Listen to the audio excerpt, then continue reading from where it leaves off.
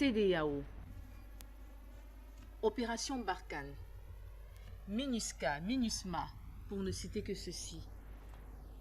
Madame Kapien, il faut dire les choses telles qu'elles sont. Je comprends nos frères, M. Vera et M. Baron.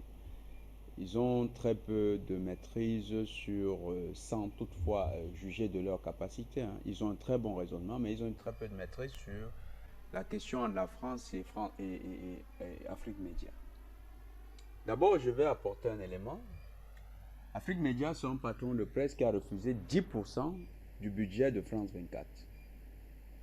Brader son média pour 10% de France 24. Qui a refusé 2 500 000 euros de la France, d'un milliardaire qui s'appelle Bolloré, qui a refusé de se laisser assujettir par ces capitalistes qui contrôlent l'opinion française. Afrique Média assure son indépendance en relatant ce qui est le fait. Mon grand frère Tachinda, mon aîné, le pasteur Fangwa, ont tout à l'heure essayé de poser un certain nombre d'éléments. Qu'est-ce qui fâche? Le massacre de Bounti, qui a été relativisé par RFI et France 24, mais qui a été détaillé sur Afrique Média. L'armée française et le massacre de Bounti au Mali. Le viol des mineurs en RCA.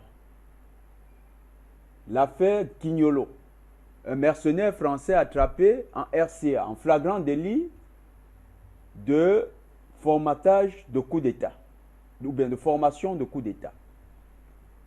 Les mercenaires français attrapés à l'aéroport Mpoko de Bangui, relayé par Afrique Média. L'Arche de Zoé. L'Arche de Zoé, relaté par Afrique Média.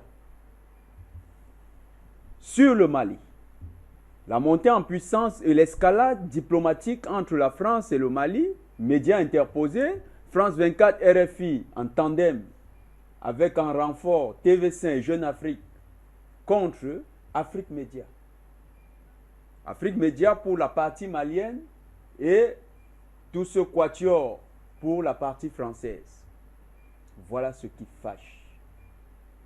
Comment un média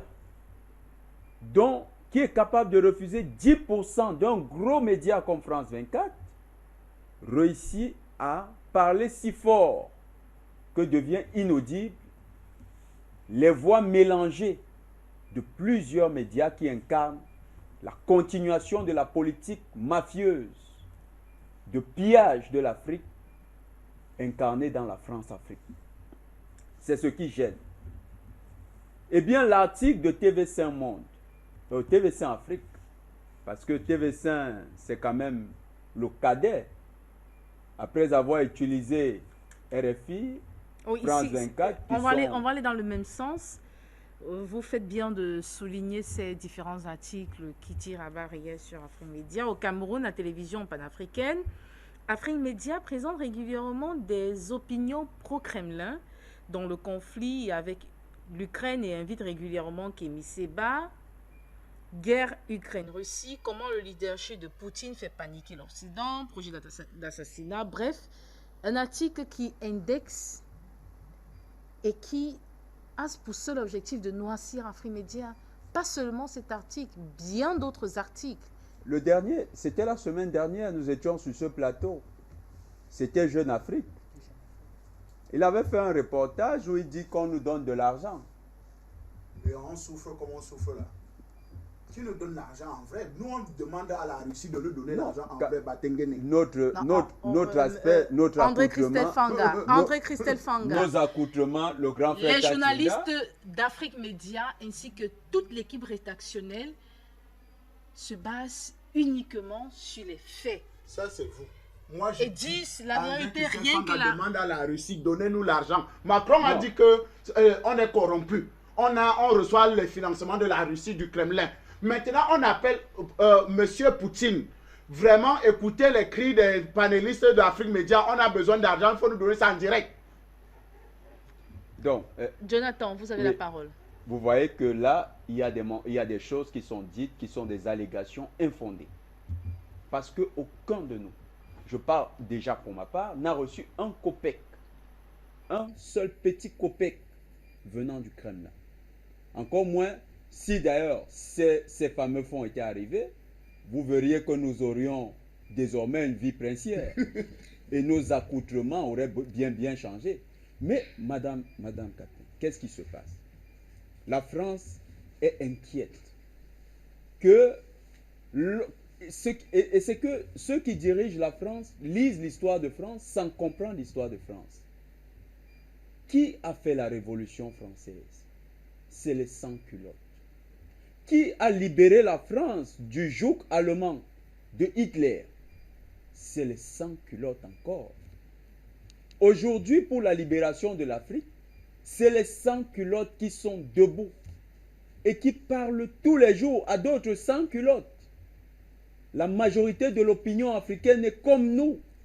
C'est des gens qui ont besoin de liberté. Voilà ce qui gêne dans la voix française. Ce qu'ils appellent sentiment anti-français, nous avons toujours appelé ça volonté d'émancipation des peuples africains. C'est une volonté naturelle en tout être humain qui est asservi, qui est pillé, qui est mis sous le joug de l'esclavage économique, comme avec le CFA. Là, dans l'article, vous avez vu qu'il y a encore une once de mensonge. Invite régulièrement Kémy Séba. Madame, c'est sans lui faire de publicité. Mais combien de fois a-t-il été invité sur Afrique Média? On peut compter. Encore que, il n'est pas l'invité le plus régulier ici. Monsieur Bertrand Tachinda est plus régulier ici que l'homme qu'ils ont désigné.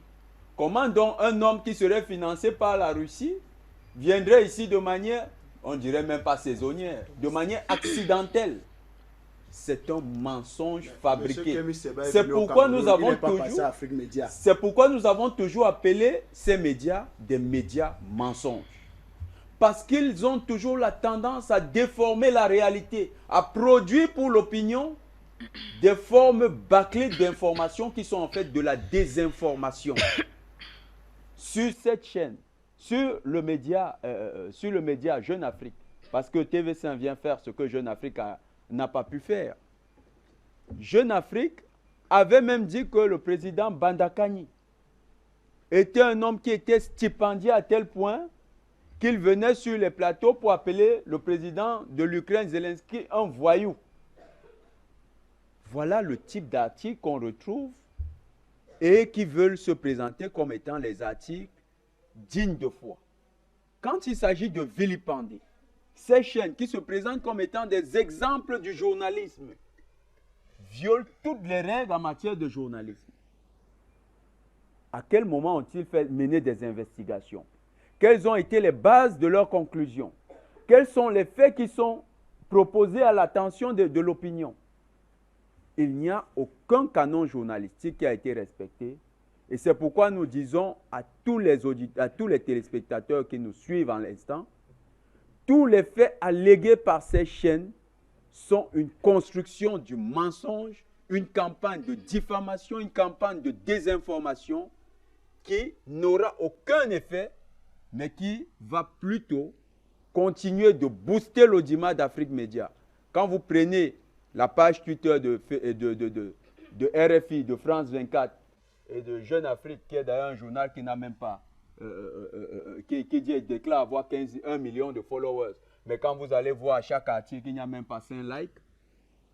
Sur cette page-là, lorsqu'il y a un article qui parle du Mali, qui traite d'un sujet qui a été abordé ici à Afrique Média, il y a une déferlante panafricaine.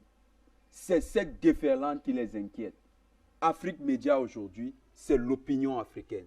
Afrique Média, comme le slogan le dit, le monde, c'est désormais nous.